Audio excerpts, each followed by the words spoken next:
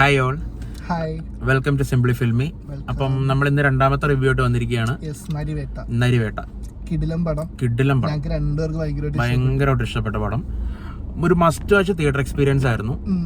ഇപ്പൊ അല്ലെങ്കിലും ഇപ്പൊ അങ്ങനെ മലയാള സിനിമകളെല്ലാം തിയേറ്റർ എക്സ്പീരിയൻസ് ഭയങ്കര ഡിമാൻഡ് ചെയ്യുന്ന സിനിമകൾ കുറെ വരുന്നുണ്ട്. അതെ, OTT കാണാനുള്ളതല്ല, എന്നാലും അതിനുള്ള സിനിമ തിയേറ്ററിൽ തന്നെയാണ്. എന്ന് വെച്ചാൽ ഇങ്ങനത്തെ സിനിമകളൊക്കെ OTT കണ്ടാൽ സപ്പോർട്ട് ചെയ്യണം ഇങ്ങനത്തെ സിനിമകൾ. അതെ, അത് ആക്ച്വലി ഈ സിനിമയുടെ പെർട്ടിക്കുലർ ഈ സിനിമയുടെ കാര്യം പറയുവാണെങ്കിൽ നല്ലൊരു കോർ ഉണ്ട്, നല്ലൊരു മെസ്സേജ് ഉണ്ട്, എന്താ പറയാ, നല്ലൊരു കോൺസെപ്റ്റ് ആണ്. ഇങ്ങനത്തെ കോൺസെപ്റ്റ് ഇനി വരണമെങ്കിൽ ആൾക്കാർ തിയേറ്ററിൽ കയറി ഇങ്ങനത്തെ പടങ്ങൾ സപ്പോർട്ട് ചെയ്യണം. ഇങ്ങനത്തെ സിനിമകള് ഇതൊരു എന്റർടൈൻമെന്റ് അല്ല, മോർ ഓവർ അതൊരു ഭയങ്കര ഒരു പൊളിറ്റിക്സ് ആണ്. ആൾക്കാർ തിയേറ്ററിൽ വരുമ്പോൾ ചിന്തിക്കാന്ന് പറഞ്ഞു കഴിഞ്ഞാൽ എന്റർടൈൻമെന്റ് വാല്യൂ അല്ലെങ്കിൽ ഹ്യൂമർ അല്ലെങ്കിൽ എന്താണ് എന്റർടൈൻമെന്റ്, നമുക്ക് എന്ത് 2.5 മണിക്കൂർ എന്റർടൈൻ ചെയ്യാം. ഇത് വേറൊരു ടൈപ്പ് ഓഫ് എന്റർടൈൻമെന്റ് ആണ്. ചർച്ച ചെയ്യേണ്ട ഒരു സാധനമാണ് ഈ സിനിമയിൽ പറയണം. നമ്മുടെ തമിഴ്നാട്ടിലെ വെട്ടർമാരനൊക്കെ ചെയ്യുന്ന മാതിരിയുള്ള ഒരു അത്ര ഹാർഡ് കോർ ആയിട്ടുള്ള അത്ര റോ ആയിട്ടുള്ള ഒരു പൊളിറ്റിക്സ്, അത് അതിന്റെ ഒരു എന്താ പറയാ, അതിന്റെ ഒരു ഇന്റൻസിറ്റി ഒട്ടും ലേയേഴ്സ് ആയിട്ട് ഇട്ടേക്കാണ്. നമുക്കത് മനസ്സിലാക്കി എടുക്കണം. അതിന്റെ ഇന്റൻസിറ്റി ഒരു തരി പോലും ചോരാതെ അത് അടിപൊളിയായിട്ട് എക്സിക്യൂട്ട് ചെയ്തിട്ടുണ്ട്. അതാണ് ഈ സിനിമയുടെ മെയിൻ ഹൈലൈറ്റ് ആയിട്ട് എനിക്ക് ഫീൽ ചെയ്തേക്കുന്നത്. ആക്ച്വലി ഈ സാധനം, ഈ ഒരു സ്റ്റോറി നമുക്ക് എല്ലാവർക്കും നേരത്തെ കണ്ട് ന്യൂസിലൊക്കെ കേട്ടിട്ടുള്ള സാധനങ്ങൾ തന്നെ. പക്ഷെ ഇത് എക്സിക്യൂട്ട് ചെയ്തെടുക്കുക, അതിന് സപ്പോർട്ട് ചെയ്യുന്ന പെർഫോമൻസ് ചെയ്തെടുക്കുക, at the same time entertaining ആണ്. ഞങ്ങൾ പറയുന്നത് ഇത് ബോറടിക്കുക അങ്ങനെ സാധനങ്ങളൊന്നും അല്ല. പക്ഷെ നമ്മൾ ചിലപ്പോ എക്സ്പെക്ട് ചെയ്യുന്ന ലൈക്ക് ഒരു ഹാർഡ് കോർ ഒരു എന്താ പോലീസ് ക്രൈം ഇൻവെസ്റ്റിഗേഷൻ അങ്ങനത്തെ ഒരു സാധനം, അങ്ങനത്തെ ഒരു സ്റ്റോറി അല്ല ഇത്. ആക്ച്വലി പറയേണ്ട കഥ തന്നെയാണ്, പക്ഷെ വല്ലപ്പോഴേ പറയാറുള്ളൂ എന്ന് മാത്രം. ഇങ്ങനത്തെ സിനിമകൾ അങ്ങനെ വരാറില്ല. ഇങ്ങനത്തെ സിനിമകൾ വരണം, നമ്മൾ പ്രേക്ഷകരെ സപ്പോർട്ട് ചെയ്താലേ കാര്യമുള്ളൂ. ആൻഡ് ഇപ്പം ഈ സിനിമയുടെ മെയിൻ പോസിറ്റീവായിട്ട് എനിക്ക് ഫീൽ ചെയ്തേക്കുന്നതെന്ന് പറയാൻ ജെയ്ക്സ് ബിജോയുടെ BGM ആണ്. ഒരു രക്ഷയില്ലായിരുന്നില്ല. കാരണം തുടരും കണ്ടവരാണെങ്കിൽ ഇത് കണ്ടുവെക്കുക. ആളുടെ വേറൊരു പരിപാടി ഇതിനകത്ത് കാണാൻ പറ്റും. അതായത് ഈ ഫോക്ക് പരിപാടികൾ വന്ന സമയത്ത് ജെയ്ക്സ് ബിജോയ് അടിപൊളിയാണ്. അയ്യപ്പനും കോശിയിലും നമ്മൾ കണ്ടതാണ്.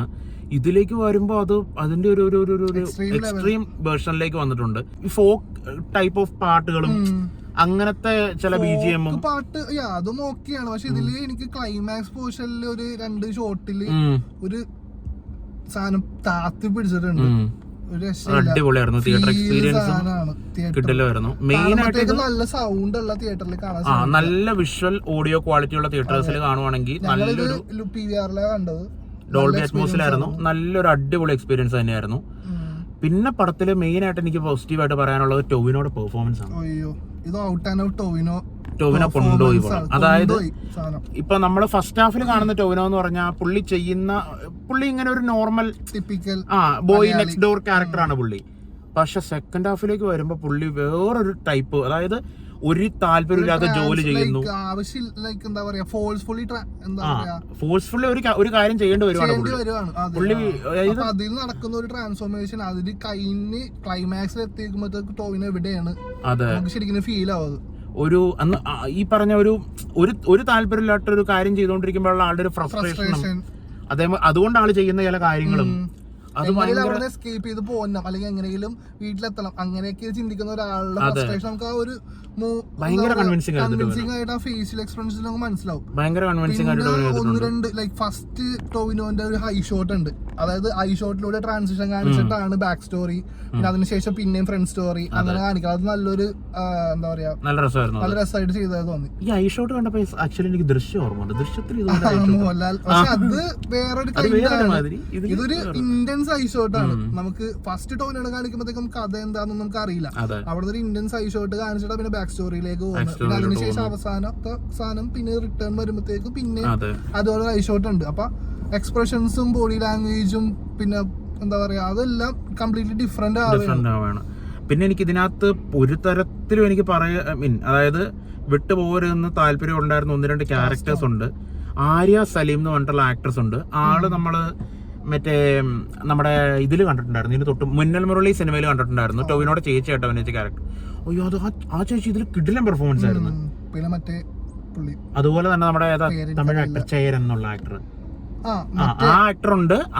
ആക്ടറിന്റെ പെർഫോമൻസ് അടിപൊളിയായിരുന്നു. പക്ഷെ ഇതില് ഒരു തരത്തിലും മിസ്സാക്കാൻ പറ്റില്ലാത്ത ഇതിലൊരു ആക്ടറുണ്ട്, ചാമി എന്നുള്ള ഒരു ക്യാരക്ടറായിട്ടാണ് ആളിതിൽ പെർഫോം ചെയ്തിട്ടുള്ളത്. ഓയ്യോ മച്ചാൻ, അടിപൊളി പെർഫോമൻസ് ആയിരുന്നു. പക്ഷെ പുള്ളി എനിക്ക് അറിയില്ല ആക്ടറാണോ പുള്ളി ഡെബ്യൂ ആക്ടറോ അല്ലായിരിക്കും, പുള്ളിനെ ഇതിനു തന്നെ കണ്ടിട്ടില്ല. അല്ലെങ്കിൽ ഒറിജിനലായിട്ട് ട്രൈബ് ഇനി അങ്ങനെയാണോ എന്ന് അറിഞ്ഞൂടാ നമുക്ക്. ആക്ടർ ആണെങ്കിൽ ഒരു രക്ഷയില്ല നമുക്ക്. അതാ ആറ്റിറ്റ്യൂഡും ആ ഒരു ബോഡി ലാംഗ്വേജും ബേസിക്കലി ഒരു ഹണ്ടർ ആറ്റിറ്റ്യൂഡ് ഉള്ള ഒരു മനുഷ്യനാണ് പുള്ളി പടത്തിൽ. പുള്ളിയുടെ കൂടെ എപ്പോഴും ഒരു പട്ടി ഉണ്ടാവും, ആ പട്ടിയും പുള്ളിയായിട്ടുള്ള കെമിസ്ട്രി വരെ എനിക്ക് ഇഷ്ടപ്പെട്ടു. ആ പുള്ളി ഭയങ്കര കിടിലൻ പെർഫോമൻസ് ആയിരുന്നു. കൊച്ചുണ്ട്, ഒരു ചെറിയ പെൺകുട്ടിയുണ്ട്. നമുക്ക് ലൈക്ക് അവര് തമ്മിലുള്ള ഡയലോഗ്സ് കോൺവെർസേഷൻസ് ഒന്നുമില്ല, പക്ഷെ അവർ ചെറിയ ചെറിയ ചെറിയ കാര്യങ്ങള്, body languages, attitude, face expressions, ഇതെല്ലാം നമുക്ക് കാര്യങ്ങളെല്ലാം അവര് തമ്മിലുള്ള ഒരു ബന്ധം നമുക്ക് അല്ലാണ്ട് തന്നെ ഫീൽ ചെയ്യും.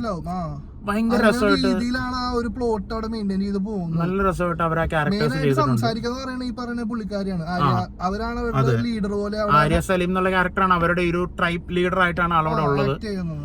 പുള്ളിക്കാരിക്ക് ആക്ച്വലി പറയാനുള്ള സാധനം അടിപൊളിയായിട്ട് പറയുന്നുണ്ട്, പക്ഷെ ഇതുപോലെ സംസാരിക്കാത്ത കുറെ ക്യാരക്ടേഴ്സ് അവിടെ വന്നു പോകുന്നു. അവര് അതായത് ബാക്ക്ഗ്രൗണ്ടിൽ കുറെ കാര്യങ്ങൾ നടക്കുന്നുണ്ട്, അവര് ഭയങ്കര അടിപൊളിയായിട്ട് അവർ അഭിനയിച്ചോണ്ടിരിക്കുക. പിന്നെ മിനിസ്റ്റേഴ്സ് ആയിട്ട് വന്ന 2 ക്യാരക്ടേഴ്സ് ഉണ്ട്, അവര് നൈസായിരുന്നു. പോലീസുകാർ അവിടെ ഇവിടെയൊക്കെ വന്നു പോകുന്നത് വെച്ചാൽ ഈ പെർഫോമൻസിൽ ഇന്ന ഔട്ട് ഇവൻ സെക്കൻഡ്സ് വന്നേക്കുന്ന ആൾക്കാർ പോരാണെങ്കിലും ബ്രില്യൻ പെർഫോമൻസ്, അടിപൊളി പെർഫോമൻസ് ആണ്.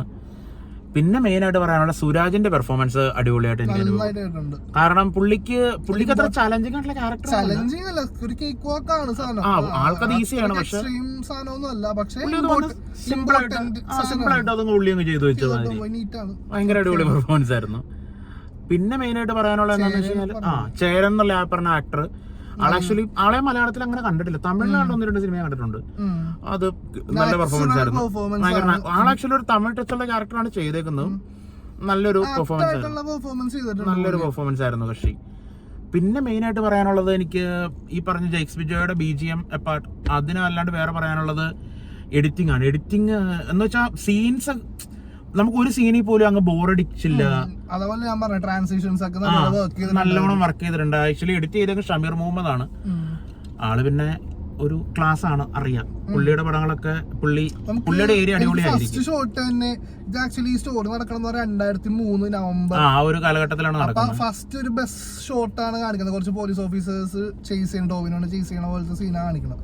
അവിടെ തൊട്ട് 2000 ആ കാലഘട്ടം നമുക്ക് കിട്ടി.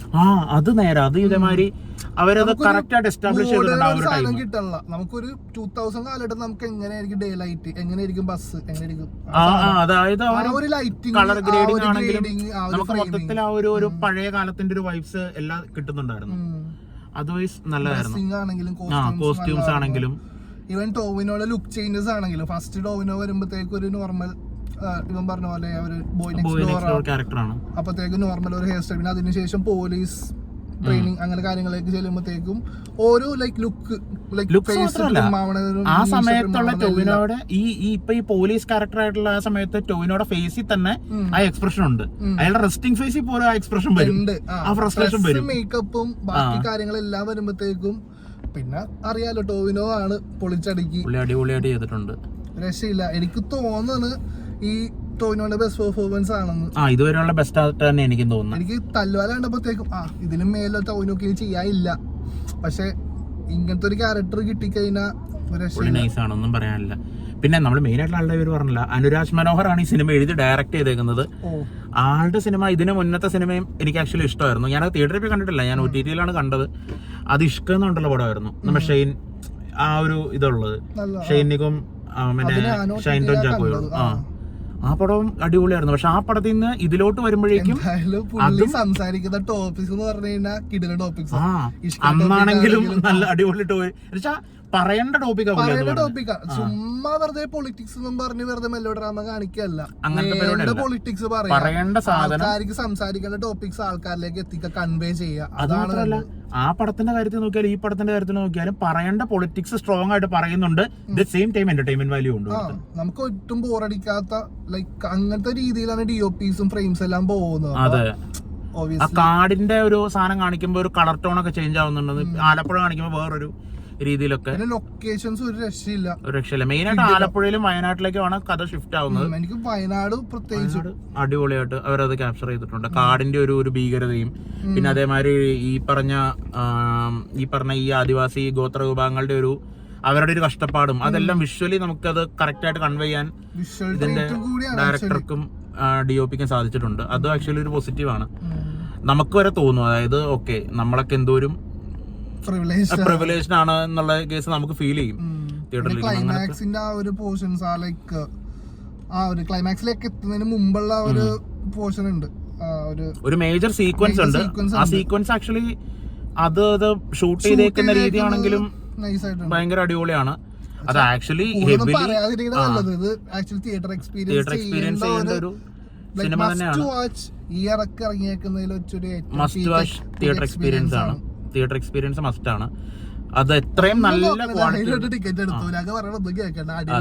നേരെ പോയി ടിക്കറ്റ് എടുത്തോളൂ. ഏറ്റവും നല്ല ക്വാളിറ്റി ഉള്ള തിയേറ്റർ, ഏറ്റവും ബെസ്റ്റ് സൗണ്ട് ക്വാളിറ്റി, ഏറ്റവും best picture quality, highly demanded, അത്രേ ഉള്ളൂ. ഹൈലി റേറ്റഡ് നല്ലൊരു തിയേറ്ററിൽ പോവുക, പോയിരുന്ന് കാണുക.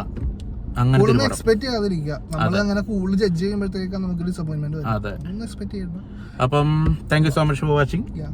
അപ്പം ഇനി ഇങ്ങനത്തെ സിനിമയുടെ റിവ്യൂ ഒക്കെ ആയിട്ട് വരാം. നിങ്ങൾ ഈ സിനിമ നിനക്ക് എന്താ ഈ സിനിമയിൽ ഏറ്റവും കൂടുതൽ ഇഷ്ടപ്പെട്ടു? എനിക്ക് ടോവിനോ ഒരു രക്ഷയില്ല. ടോവിനോയുടെ പെർഫോമൻസ് എന്റെ പേഴ്സണൽ ഒപ്പീനിയൻ ടോവിനോയുടെ കരിയർ ബെസ്റ്റ് പെർഫോമൻസ് ആണ്. എനിക്ക് ആക്ച്വലി എനിക്ക് ഈ ഒരു ടോപ്പിക് ഹാൻഡിൽ ചെയ്തത്, അതായത് അങ്ങനെ മലയാളത്തിൽ അങ്ങനെ സെൻസിറ്റീവ് ടോപ്പിക്, ഭയങ്കര സെൻസിറ്റീവ് ആയിട്ടുള്ള ടോപ്പിക്, പക്ഷെ അത് അതിന്റെ ഇന്റൻസിറ്റി ഒരു തരി പോലും ചോരാണ്ട് അത് ക്ലീൻ ആയിട്ട് കാണിച്ചിട്ടുണ്ട്. അതെനിക്ക് ഭയങ്കരമായിട്ട് ഇഷ്ടപ്പെട്ടു. അതായത് ഈ ആദിവാസി ഗോത്ര വിഭാഗങ്ങളുടെ അടുത്ത് ഗവൺമെന്റ് കാണിക്കുന്ന ഒരു എന്ന് വെച്ചാൽ അവരെ പരിഗണിക്കാതിരിക്കുന്ന കാര്യങ്ങളൊക്കെ അത് ഭയങ്കര ഇന്റൻസിറ്റിയിൽ കാണിച്ചിട്ടുണ്ട്. തമിഴിൽ വരയ്ക്കുകയാണെങ്കിൽ വരാറുണ്ട്, പക്ഷെ അവര് ഇത് ഹാൻഡിൽ ചെയ്തേക്കുന്ന വേറെ രീതിയിലാണ്. മലയാളത്തിൽ തമിഴിൽ വെട്ടുമാരനൊക്കെ സ്ഥിരം ചെയ്യുന്ന രീതിയൊക്കെ തന്നെയാണ്, പക്ഷെ മലയാളത്തിലേക്ക് ഇത് ചെയ്തപ്പോൾ അടിപൊളിയായിരുന്നു. എനിക്ക് അതാണ് ഈ പടത്തിന്റെ മെയിൻ ഹൈലൈറ്റ് ആയിട്ട് അപ്രോച്ച് വ്യത്യസ്തമായിട്ടാണ് ചെയ്തേക്കണം. നമുക്കൊട്ടും ബോറടിക്കാം, നമുക്ക് കണ്ടു പഴകി അയ്യോ ഇത് കഷ്ടപ്പാട് ആൾക്കാർ വന്ന് രക്ഷിക്കണം, ആ സംഭവം അല്ല. ഇതൊരു അങ്ങനെ ടോട്ടലല്ലെന്നല്ല, പക്ഷെ ഉണ്ട്, പക്ഷെ ഒരു വേറെ രീതിയിലാണ് അവസാനം അത് കൊണ്ടെത്തിച്ച് നമുക്ക് കൺവേ ചെയ്യുന്ന ഒരു വേറെ രീതിയിലാണ്.